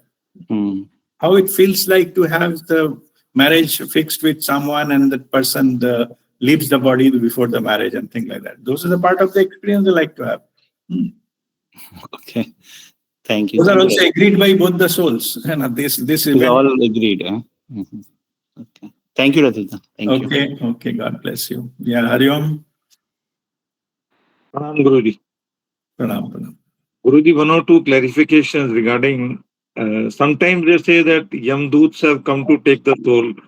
Sometimes some old masters, your previous birth gurus, they come and take your to when you are leaving the body. So, what is the correct? Is there comes or you sometimes they say your relatives come to take you. So, just want have a clarification on that. Yeah. No, that's good. Okay, let me share the truth. I don't know who said what and all. I've not been, wanted to comment on that. But in general, what happens is we have something called birth angel. Okay, from the beginning to end, our birth angel stays with us. So now, at the time of our death, when we leave the body, it is a responsibility of our birth angel to carry it for the afterlife. Okay, it protects us till we get into that domain where we are supposed to be. That is the job of the birth angel. And it is individual. All of us, we have it, one birth angel each. Yeah. It normally stays in the dormant form, but particularly at the time of birth and the death, their job is to make sure this process is complete. Also, time to time, it protects us, like there is some accident is going to happen. We feel like we should not drive it that way and all those kind of things. That's how it protects us sometimes. But otherwise, after death, definitely it has got its job to protect it so that, we can, have the process successful. Now, if you call that as a Yamdut and all, that's fine. But there is no such entity called Yamdut. But there is some angelic, entity which protects us till we reach to that, that Pitrulok or, that domain, the higher dimension where we are supposed to go at that. But it doesn't take much time also. It is done with very, easily. It's part of the routine process for them. So that's how that is there. So what was the second part of your question? Sometimes they say your old gurus, the previous Janam birth gurus, they come and take you. Yeah, correct. When you reach to the other side, yes, that is correct. The other departed loved ones who departed before us, they gathered to welcome us. That is there. Okay. That is there. So, but I am telling you another truth, that don't think only we have to meet them when we die. In fact, we meet them every night. As I mentioned, in the deep sleep, we leave our, disconnect from our physical body, we roam around. So we are meeting them every night. So for them, it is nothing new. Yes, only difference is this is permanently left the body. That was temporarily left the body. Okay, sleeping. But they don't miss us. We meet them all the time. Yeah? All the near and dear ones, gurus and other things are there. Many, our past life gurus and all, they can guide. Maybe some of the idea we get it after waking up and all those things, we carry their blessings back into the body during the night we meet them. So I'm just making it clear. They are not waiting till somebody will die and then meet them. No, it's not that. Yeah. We met multiple times. Okay. Yeah. Finally, they just to say, okay, welcome to this world. So, because all the limitation of physical world is not there. Okay. To another aspect, Guruji, which I need clarification. Similar. Yeah. When you die, now generally the bodies used to be cremated earlier with using wooden logs and everything. Nowadays, electric crematoriums have come. Now, is there any difference which makes to whether you are doing it through this thing or by using samagri and ghee, or you're putting the dead body in the crematorium? It doesn't matter. Nothing matters. It has to go back to the 5 elements.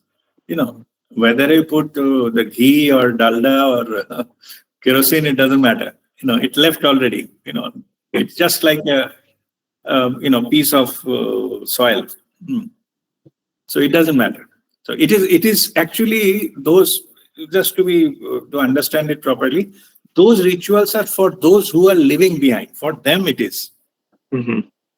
This cremation and all those things, that is a ceremony for who are already living and their loved ones. It is not for the one who departed. Kuch farak nahi padta humko.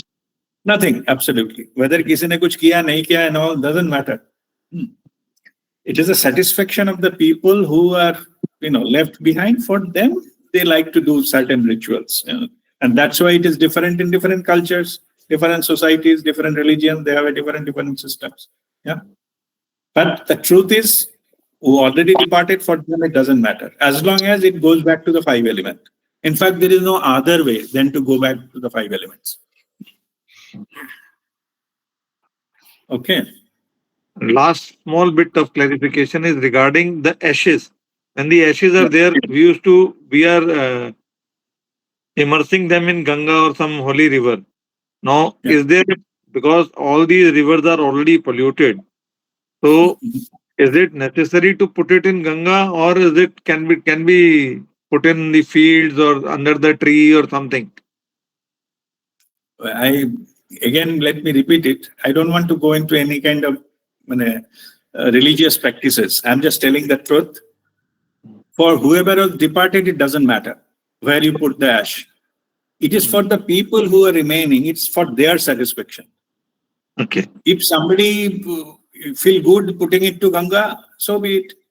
If somebody putting in, below a tree, that is also fine.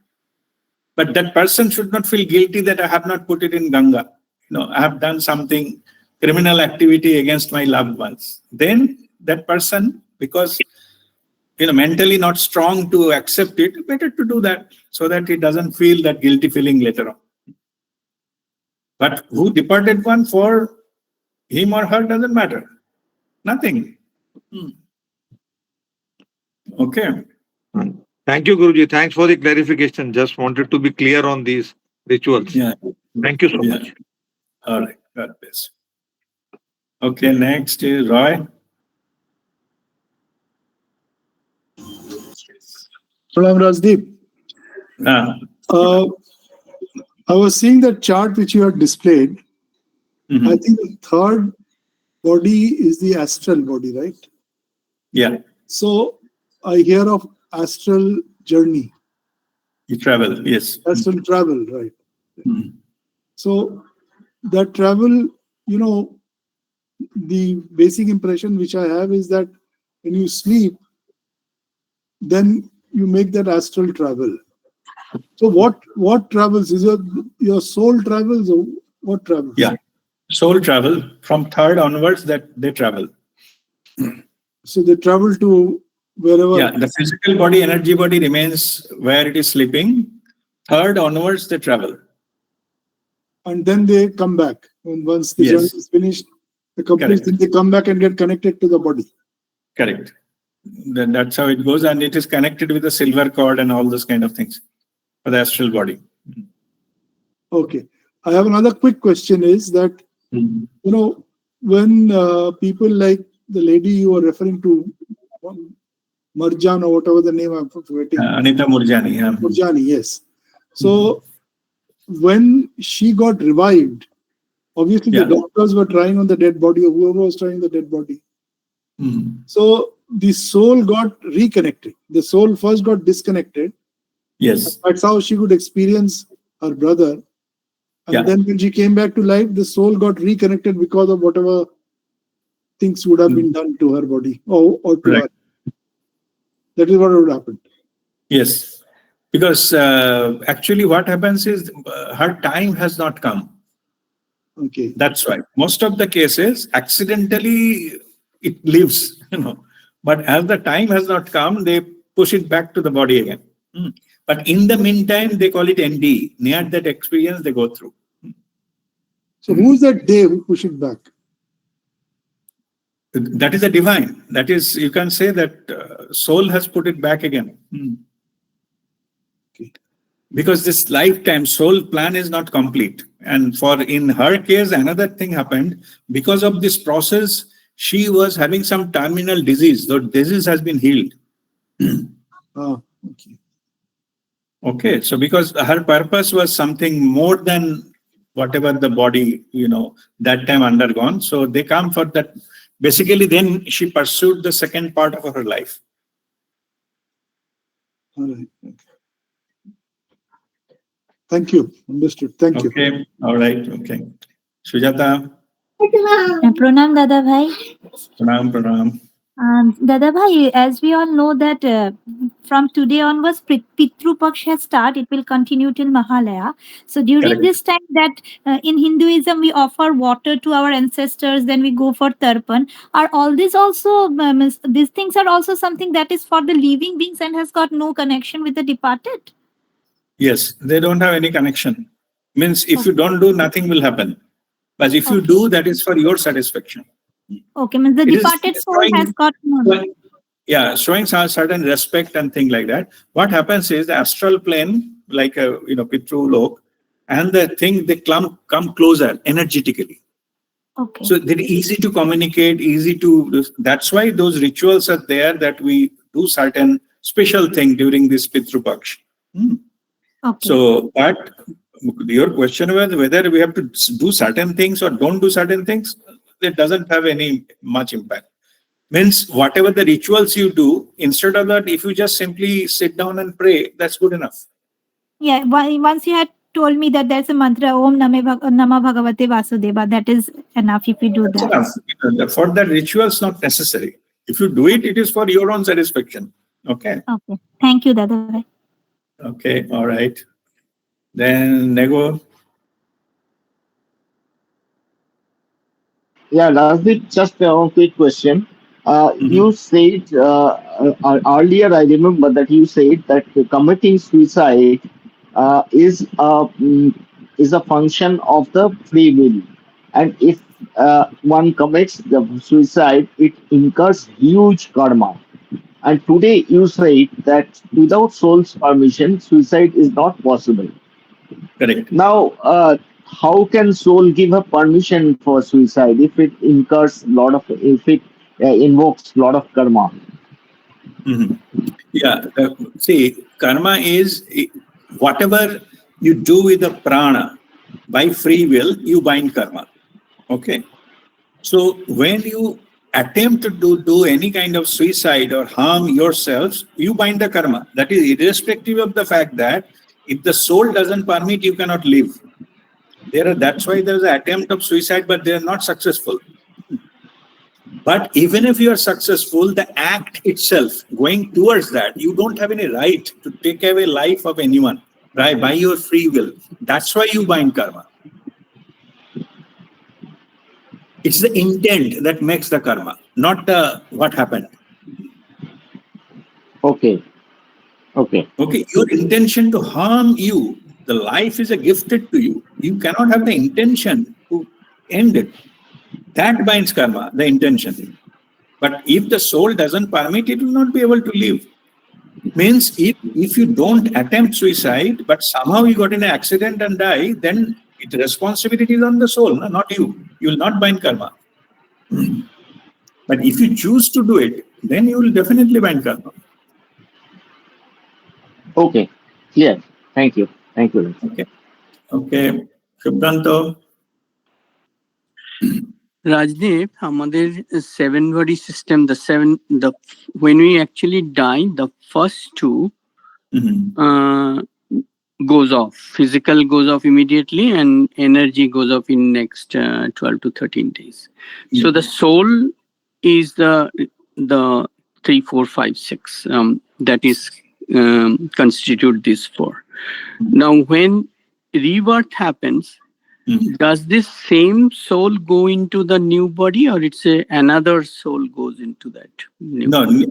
Same soul. It doesn't go into the new body. Yeah, remember, I told you. Yeah, soul doesn't go anywhere. Soul just form this next connection. Yeah, that connection it established with the new body. But the soul is same. Soul has an identity. That's why the causal body is same. That's why we can retrieve the past life information, because soul is same. But if there are two different souls, they cannot, have the information from another soul. That's not possible. Unless until that soul shares it, it's not possible. Okay. It's the same soul. Same soul. All multiple incarnation, but same soul. Okay. Thank you. Thank you, Rajdeep. Okay. Madhu. Ji, Guruji Pranam. Guruji, I have two small clarifications. One is when the soul leaves the body, its knowingness it knows the feeling of other persons who are alive, how it affects the living persons, and how that Pitradosh comes. If, like Shweta asked, no grudges, nothing, then how that Pitradosh comes. And the Now, second dosha, question is, yes. yeah, no, let me go one by one. See, there are different types of dosha. That's some of them are based on some calendar or timing of death, etc., etc. So those are something which is different. Because you do some puja and all those kind of things, so that it gives basically to make it peaceful. The journey is peaceful. But your question was how it affects to other people who are living and all. Yeah. Yes. So whatever in the dosha, etc., it is that again, it is a satisfaction of the people who are living. For them, they need to do certain puja, so that there is no such. Not though when it is auspicious or inauspicious. Let us put it this way. If something inauspicious, then there is some kind of rituals. Some religious rituals are there just to make sure how to neutralize the energy. Because these are all disbalance of energies. It is not that if you don't do it, it will not happen. Eventually, it will happen. But it is a satisfaction of the people who left behind. For them, they have to do certain ritual or puja to balance the energy. That's all. To make it neutral again. So that is the purpose of that kind of rituals. And does the soul feels happy, that kind of happy feeling, if the people are sad for him, or it feels sad? No. For because, what? Means, because the soul knows about the feeling of other people. Yeah. No, soul definitely they are concerned about that. In fact, when a person leave the body, first thing they wanted to convey, I'm fine, don't worry about me. But they don't have the communication channel, so they cannot convey. Most of the time, because I personally communicated many departed souls immediately after the departure, same day. Most of them, 90% of them convey to me, tell my relatives, my loved ones, that I am fine, not to worry about me. I'm fine. That is a common message they wanted to give. Yeah. But only thing is, because the communication channel is not established and people got multiple information which are not true, they got into something. So, but when basically they are all fine, they can take care of themselves. They feel concerned, but not sad per se. They feel concerned ki, okay, so and so is feeling very they are they are in a grief and all. They feel that. Okay. So, but they wanted to try to console them, but they cannot, because the communication is not there. Okay, so that's why they cannot convey to them. So, because most of the people, they consider death as a punishment. That's why they feel it is bad or something like that. It is not that. The truth is way opposite. It is a completion of one phase, and it needs to be celebrated. It not to be feeling that loss and all those kind of things, pain and things like that. Yeah, every process has got its, pain is there, but it's fine. But it does not mean, they have to suffer continuously onto that. Sense of loss is there, of course, because it is no longer the same thing. Same thing happens, suppose we live in a house, we have to leave the house, got transferred to another city. So we feel bad about leaving that house. That is normal. But if it extrapolates too much, then it hampers our further growth, no? Yeah. Yes. That is how it is. So, Guruji, thank you, Guruji, on this. And if somebody carrying some responsibility and get accidental death, what happens in that case, Guruji? No, this in our side it is accidental. But in soul's point of view, even accidental is part of it comes under the soul's knowledge already. It's not an accident in that sense to the soul's point of view. Always there are some exceptional cases happen. I'm not going into that. But in general, so-called what we call it accident, That is one of the method our soul chooses to leave the body. Okay. Okay. Ji, Guruji. Guruji, my second clarification is, it is generally said that on Amavasya, it is said to be a day for the people who have already departed. So do they come down on every Amavas? No. There is no truth in it. If you pray, they can come anytime. In daytime, night time, morning time, it doesn't matter. The orb can appear. If you just pray, they can come. For that, no specific time is needed. There is, what I mean to say, nothing special about Amavasya. Okay. It's no moon. Okay. Yeah, it is nothing special about it. I mean, if you wanted to connect, if the soul is willing to come, they can come anytime. No issues. And we want to serve something to them, should we give them any day or categorically on Amavasya? No, any day. This kind of Amavasya ritual, that is for the one who are living. For your own satisfaction, if you think Amavasya is a better time, I should offer, it's up to you. Please yourself. Okay. There's nothing wrong in doing it Amavasya. But the truth is, it is not right understanding. Only during Amavasya they're available, other days they don't. That's what I'm saying. That is a myth. Okay. They can anytime they can come. Okay. Thank you, Rishi. All right. Okay. Thank you. All right. Let us call it a day. Okay. So we'll just close our session with Shanti Path. Oh.